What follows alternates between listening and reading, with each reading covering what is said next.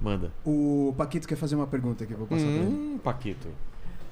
Não, a galera tinha perguntado de dieta cetogênica e de jejum intermitente. O que vocês acham? Se é bom, se tem fundamento, essas coisas.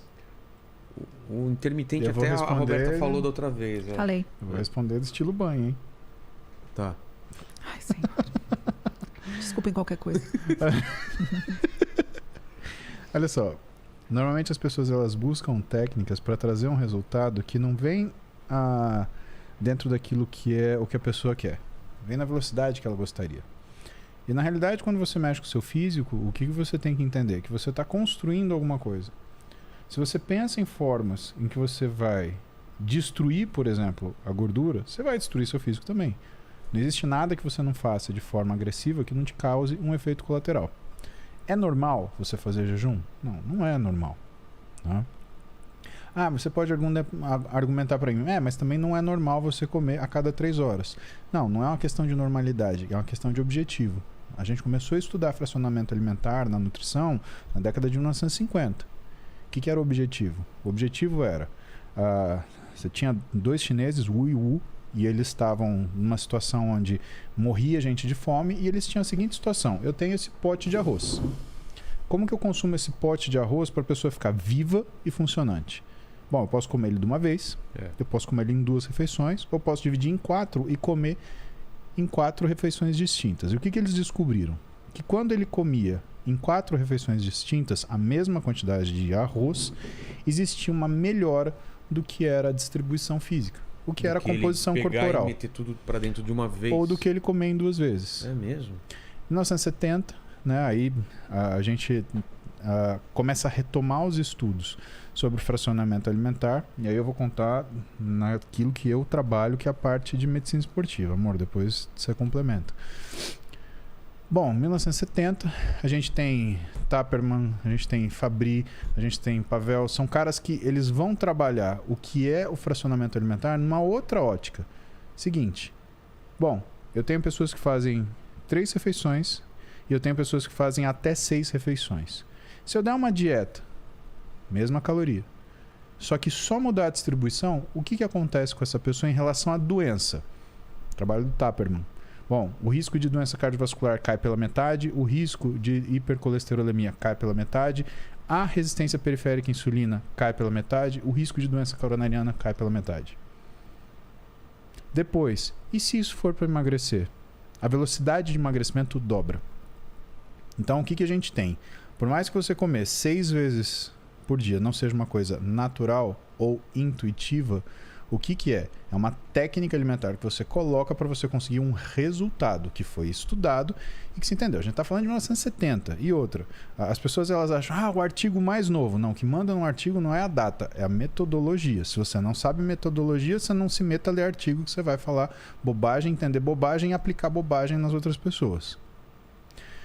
Quando você começa a observar as coisas desse jeito, o que você nota, para que serve, por exemplo, o jejum? O jejum é uma ferramenta potente, que algumas vezes ela é utilizada pelos nutricionistas, alguns nutrólogos, para que você consiga ter uma queda rápida de insulina. A insulina em excesso, ela causa resistência à insulina, que causa fome central. Então, o primeiro efeito que você tem com a diminuição da insulina é a melhora da resistência periférica à insulina e a diminuição do reflexo de fome central. Só que quando você persiste nessa situação, o que acaba acontecendo? Você tem uma diminuição de insulina tão grande que você não tem insulina mais para sustentar a sua síntese proteica muscular. Então, qual é o fim da pessoa que faz jejum intermitente? É uma musculatura flácida e se ela quer fazer essa dieta porque ela quer perder gordura, ela quer melhorar a massa muscular dela, ela quer resultados estéticos. Nada contra a estética, mas ela quer resultado estético. Não é uma dieta que, aliás, não é uma ferramenta nutricional, uma ferramenta de estratégia dietética que se prova eficiente para que você tenha esse resultado. Porque em algum momento você vai começar a custar massa muscular essa brincadeira.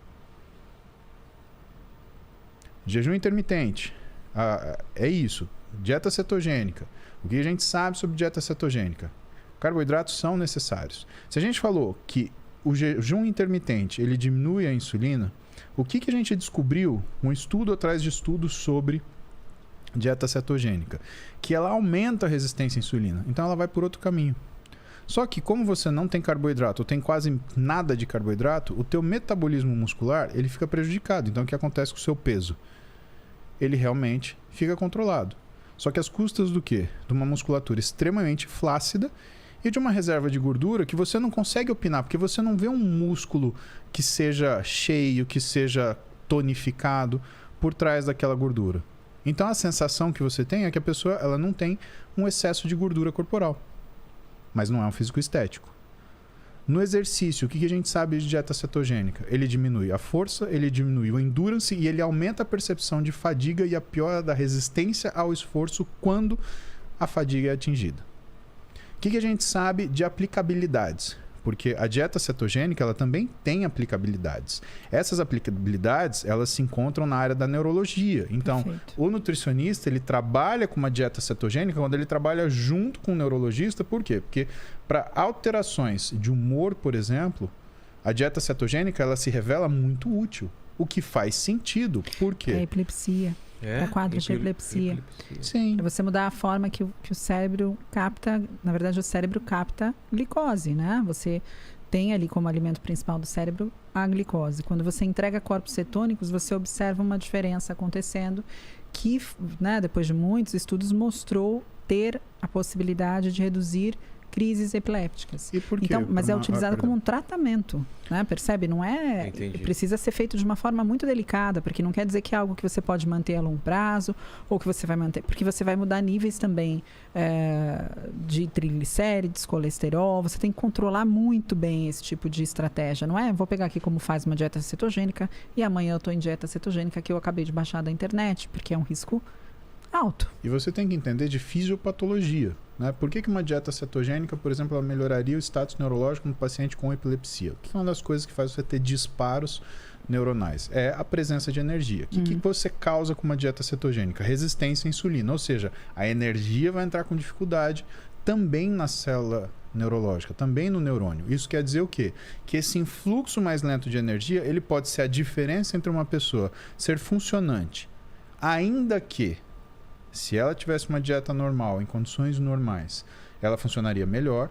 Mas, porém, num quadro de epilepsia, se ela tiver essa frequência normal, ela vai ter crises epiléticas durante o dia. Então, é melhor ela funcionar um pouquinho aquém daquilo que é a velocidade dela, teoricamente, numa dieta normal, do que ela estar exposta a crises epiléticas que pode criar uma degeneração precoce desse tecido neurológico.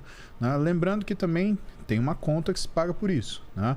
Alguns trabalhos mostram que quando você sustenta uma dieta cetogênica por mais de um ano, se você observar um grupo de pacientes, você tem uma taxa de 16% de desenvolvimento de hipotireoidismo. O que quer dizer que quando você opta por uma estratégia nutricional dessa, você ainda pode ter um comprometimento endocrinológico, glandular. E quando você cria um problema desse, Rogério, o que começa a acontecer é que o caminho para você resolver nem sempre é o mesmo. Entendi. Então, são coisas que a gente trata na esportiva, né, à medida que os pacientes eles chegam para nós com essas rotinas, e elas chegam com tentativa de uso esportivo de um jejum intermitente, de um uso esportivo de uma dieta cetogênica, e essas coisas elas não se conversam. E muitas vezes o que a gente tenta ensinar o paciente, ou mostrar para o paciente, a gente trabalha médico, nutricionista, treinador, psicólogo, etc. Por quê? Porque se você não tiver o compartilhamento dessa informação, ele realmente escolhe o que é um objeto que vai resolver o que a gente chama na medicina de silver bullet, né? A bala de prata, que vai resolver todos os problemas. Isso não acontece. Né? Não estou falando mal de quem faz isso. Né? A questão é, se você opta por fazer uma coisa, você não deve se negar a conhecer tudo aquilo que essa ação ela representa. Consequência e tudo mais. Você procurar uma coisa sem consequência não é coragem, é imaturidade. E hoje, o que é o nosso consultório? É um grande consultório de complicação. As pessoas elas têm complicações, são complicações pelas rotinas de vida. Eu tenho que compartilhar. A Roberta ela tem um atendimento que é completamente separado do meu. Ela tem a equipe de atendimento dela, ela trabalha com psiquiatra, ela trabalha com uma psiquiatra, ela trabalha com uma psicóloga. E eu tenho a equipe no consultório de esportiva. Agora, o que acaba acontecendo? Eu atendo pacientes, homens e mulheres, que vêm com transtornos alimentares ou comer transtornado por conta de dietas que são feitas de forma como se fosse realmente uma crença. Eu preciso fazer isso porque é isso que vai fazer com que eu atinja um determinado físico. Ou pessoas que têm restrições alimentares durante anos e desenvolvem uma patologia. E que ela senta na minha mesa e ela quer o quê? Mais patologia. Porque ela quer o objeto que causou aquilo. Não, teu lugar não é comigo. Você sabe o que eu penso a respeito de estratégias assim? A minha preocupação com relação a o que você acha sobre o jejum, né? Eu falei sobre isso já anteriormente aqui. As pessoas, elas manipulam esses tipos de dietas normalmente. Se eu perguntar, por que você faria jejum? Qual você acha que seria a resposta? Para emagrecer. Né? Com certeza. Então, e aí minha grande preocupação é, será que essa pessoa considera que eu preciso me nutrir de uma série de nutrientes que eu tenho demandas diárias, mínimas, de absolutamente todos os nutrientes, de A a Z, literalmente, minerais, eu tenho uma demanda proteica, né, que faz não somente meus músculos, mas meu sistema imunológico, minhas células do sistema imunológico são proteínas, minhas enzimas são proteínas. Será que eu consigo entender que para fazer determinados processos metabólicos eu preciso de energia, que dependem de carboidrato? Então, quando a pessoa fala, será que eu posso fazer jejum? Eu falo, tudo bem, quanto tempo de jejum você vai fazer? Eu queria fazer um jejum de 12 horas, eu queria fazer um jejum de 16 horas. A minha pergunta sempre é, o que você consegue comer na sua janela alimentar? De 4, de 6. Porque eu preciso que você coma todos os nutrientes que você precisa diariamente, todos os minerais, todas as vitaminas, e eu preciso que você tenha uma distribuição muito boa de macronutrientes para que você esteja nutrida. Porque não dá para você emagrecer e não conseguir andar. Não dá para você emagrecer e perder a memória. Não dá para você emagrecer e ter um problema. E deficiência de nutriente traz problemas. Deficiências de nutrientes importantes para o cérebro, ácido fólico, B12, colina, serina, traz problemas neurológicos, traz problemas de depressão, de ansiedade. Então, tem uma série de questões que estão relacionadas a eu faço ou não jejum, o que você acha do jejum? O que você come na hora que você não está de jejum? E qual o objetivo do seu jejum? Se for emagrecimento, primeiro vamos fazer o seguinte, vamos ajustar o que você come, porque eu vou precisar que você aprenda a comer. E que você coma com uma quantidade de nutrientes suficientes. Você faz isso? Você consegue distribuir isso ao longo do seu dia? Ok. Então, além disso, você acha necessário fazer jejum? Talvez você tenha atingido seu objetivo antes de precisar fazê-lo. Né? E nós fazemos um jejum fisiológico. Nós normalmente dormimos e deveríamos dormir. Não, amor, a gente deveria. Você sabe disso. A gente deveria dormir e ao cair do sol, a gente para de comer e volta a comer quando o sol nasce. Ou seja, eu tenho 12 horas de jejum. Por que você vai fazer isso no momento em que todas as pessoas estão comendo, que você tem um monte de estímulo? Será que quando você terminar o seu tempo de jejum, você consegue comer o que está escrito para você comer? Né? Para que você bata ali todos os nutrientes que você precisa para se nutrir? Ou você vai pegar qualquer coisa que você vê na sua frente porque você não aguenta mais de tanta fome? Exato, não tá aquele desespero. Então, eu sempre pergunto, quando eu falo o que você acha do jejum, da dieta cetogênica, eu sempre respondo com uma pergunta, para quem? Para quem e por quê? E aí não existe essa resposta. Na área do esporte é muito simples. Isso aqui não funciona para esporte, isso aqui funciona. Agora, quando a gente está falando da população em geral, faço ou não faço jejum? Eu falo, para quê? Quem é você? Né? Qual é o seu objetivo? Braba. Você vê? Braba.